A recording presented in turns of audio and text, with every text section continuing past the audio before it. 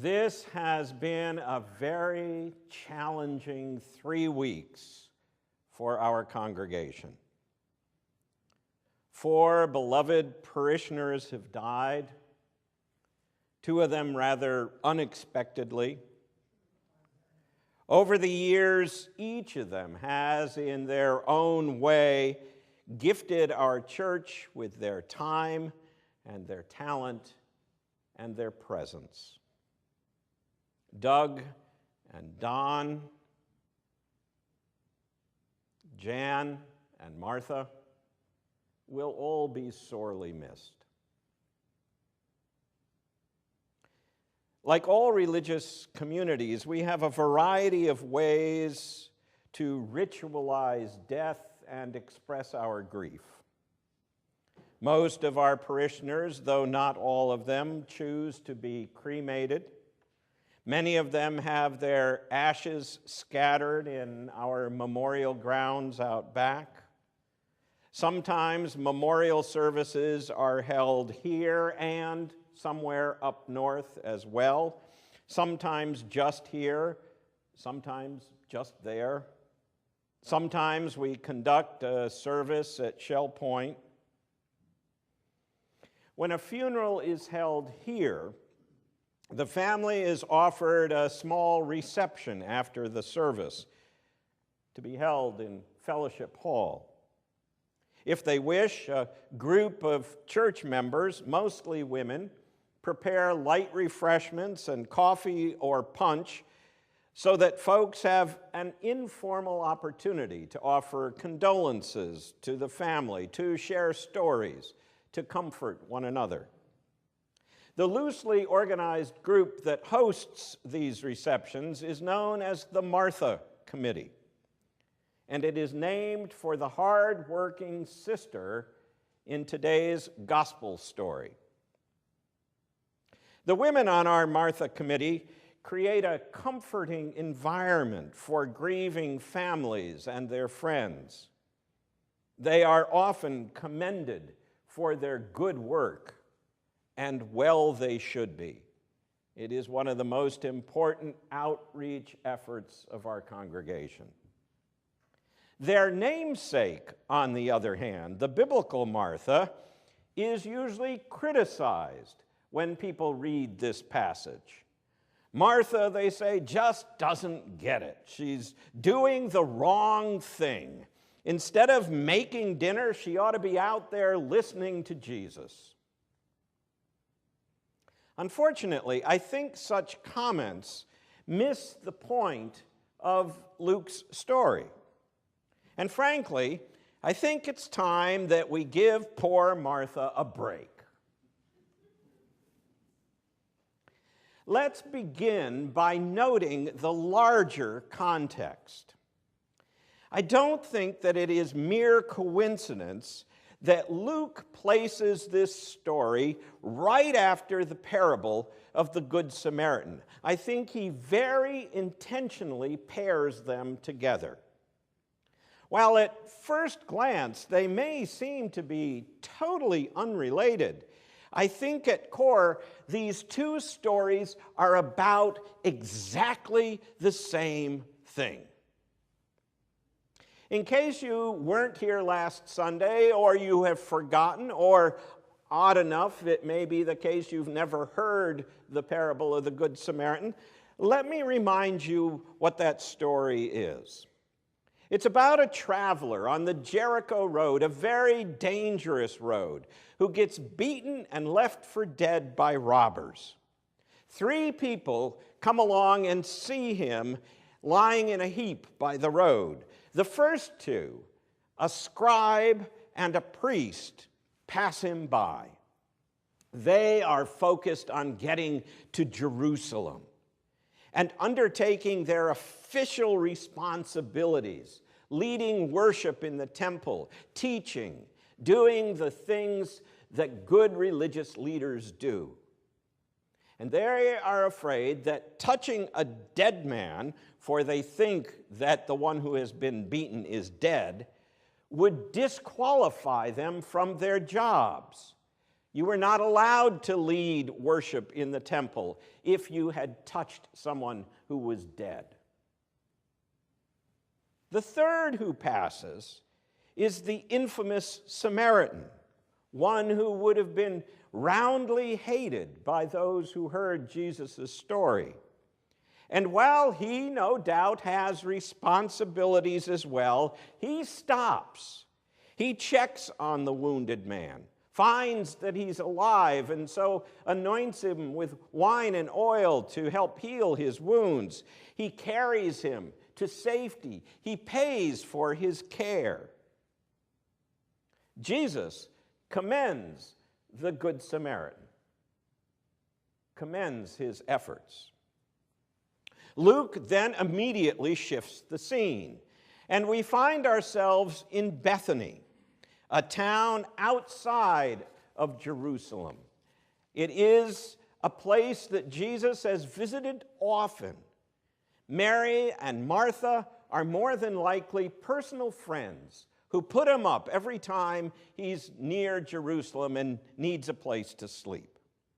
When he arrives, he's greeted by Martha, who asks him to stay for dinner. And then she retires to the kitchen to get things ready.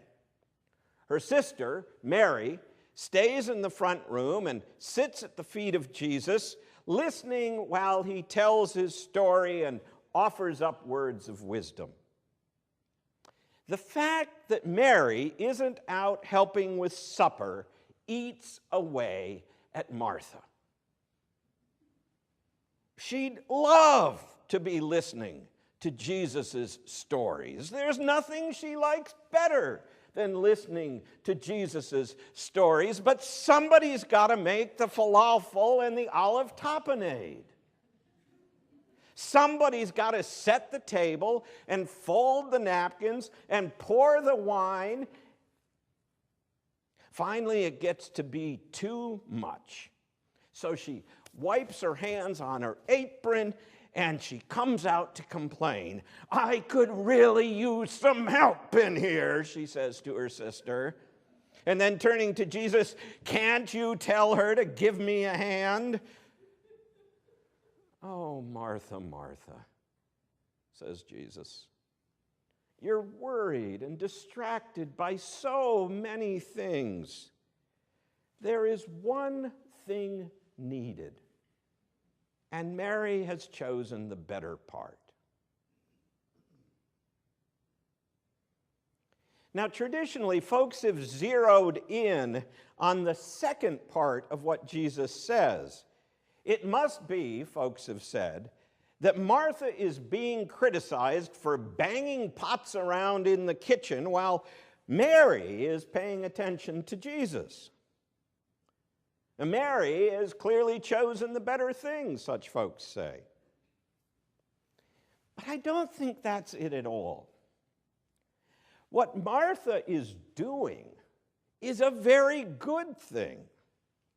Feeding a guest, making him or her feel at home, offering hospitality, was at the very core of what it meant to be a good Jew in that day. Our lesson that Bro read from Genesis is all about hospitality. It's that ancient in the Jewish culture, that expectation that when a guest arrives, you feed him. No, the issue isn't what she's doing. Rather, it is how she's doing it. As Richard Rohr writes, Martha was everything good and right, but one thing she was not. She was not present. You see, Martha has lost her focus. Instead of directing her attention to the good work at hand, instead of being focused on the task she was called on to perform, she's allowing herself to be distracted by worry and concern. Why isn't Mary helping? How will I ever get this all done? What gives her the right to sit around while I'm working my heart out? And heart isn't the word I originally wanted to use there.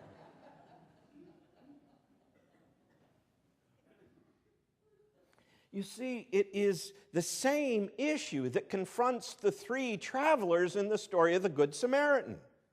Instead of being focused on the here and now, instead of living in the moment, the scribe and the priest are caught up in their worries about the future. What if it's a dead body? What if I get contaminated and can't perform my religious duties? What if somebody sees me touch the body? They're worrying about the future. They are distracted by thoughts of what lies ahead, rather than being fully present in the moment. But the Samaritan, he is fully present. And as a result, he knows the one thing needed. Indeed, Mary and the Samaritan are both praised for the same reason. They are focused. They are paying attention. They are living in the moment. They're not worrying about the roast in the oven at home. They're not thinking about the New York Times waiting to be read when I get out of church. They are here and now. They're not caught up in distraction and worry. They're not suffering from spiritual ADD. They're not trying to multitask.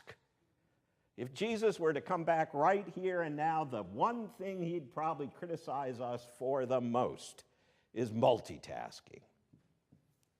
Don't text and drive. Don't do anything and something else at the same time. Mary and the Samaritan are here and now. Sometimes we attend to the present, and there are things that we can do in the present. Like the Good Samaritan, we can bind up wounds and carry the beaten ones to safety. But sometimes all we can do in the present moment is simply be there. Sometimes all that is called for is our presence. Grief often works that way. Yes, there are things that we can and should do for those who grieve. Things like the receptions the members of the Martha Committee host, those sorts of things, which can be enormously helpful. But often all that is needed by the person who grieves is your presence, your being there, your sitting at their side and holding their hand.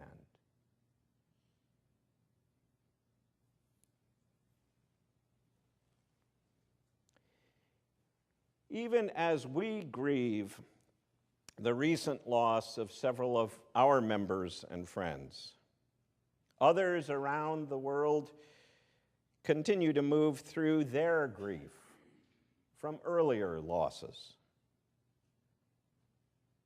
And among those who grieve are the parents and the congregation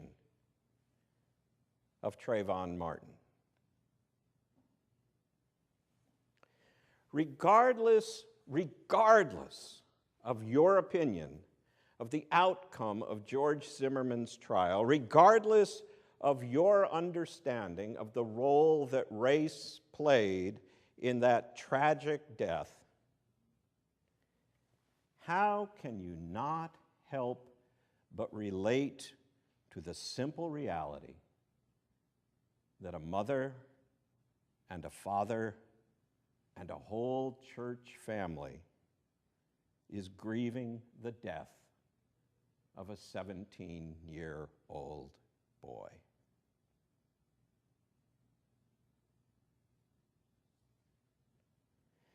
Trayvon's parents attend Allen Chapel, an African-American church in Miami. And through this whole ordeal, they have drawn great comfort from their faith community. When the verdict was passed down last weekend, many people wondered what comes next. What are we to do? How should we handle this outcome? Some engaged in protests. Some planned vigils. Some prayed. Others wrote letters, sent emails, posted blogs and tweets. But one preacher I know, our regional conference minister, Sarah Lund, felt moved in another direction. And so, bright and early last Sunday morning, Sarah got in her car and drove to Miami to attend worship at Allen Chapel. She hadn't been invited. She didn't plan on speaking. She just wanted to offer her quiet support to that grieving and troubled congregation. When Sarah got there,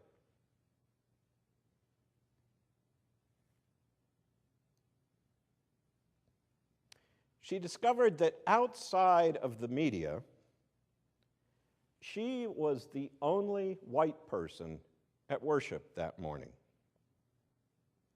And she was very obvious in her presence. So she decided as a courtesy to introduce herself and explain her presence to the pastor, Valerie Houston, before the service began. Much to Sarah's surprise, as she told me on the phone, she was invited by Pastor Houston to sit up front and to offer a few words. As the service began, a candle was lit in Trayvon's memory. Then a bit later, there was a liturgical dance which offered up so much that Pastor Lund was moved to tears as it expressed the grief of the gathered congregation. A very strong sermon followed. And then Sarah was called on to speak. "You may wonder why a white girl like me is up here," she told the congregation. They chuckled. But as Dr. King said in his letter from the Birmingham jail, injustice anywhere is a threat to justice everywhere. She offered a few more empathetic words, an expression of thanks for the congregation's ongoing commitment to dialogue. They have held many dialogue sessions around race issues and other issues through this past year. And then she was done.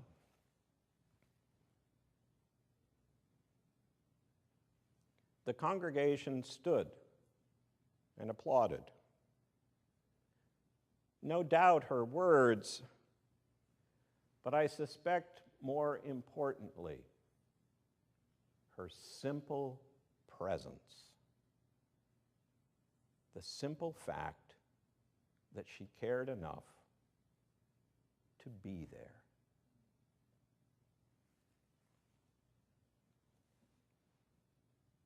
They applauded her willingness to be in the here and now,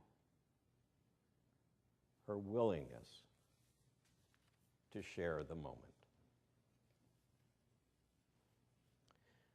when someone else posted the story of Sarah's trip to Allen Chapel on Facebook, Sarah simply commented in response, "I just went to church. I just went to church."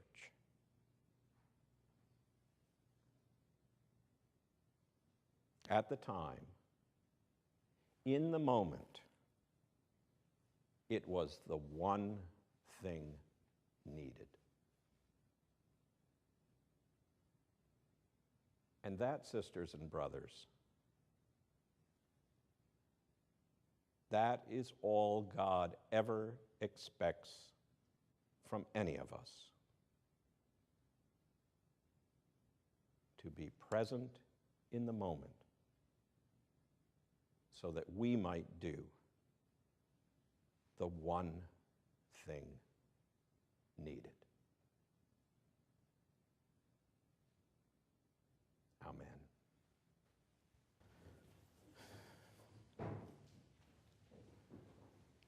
Oh, how we like to complicate life, don't we? Oh, how easily distracted we are. Oh, how quickly our minds can flit away. Yours may be doing that right now, even as I speak. God calls us to the moment, to the here and now, to be present. For when we are in God's presence. God is not in the future. God is not in the past. God is here and now. If you wish to commune with the Holy One, be present. Be here. Be now. I say that not because we're in the four walls of the sanctuary. I would say that if you were at home or at work or on the tennis court, be present. And when we are present to God, then we will discover more and more and more that we too can discern the one thing needed in that moment.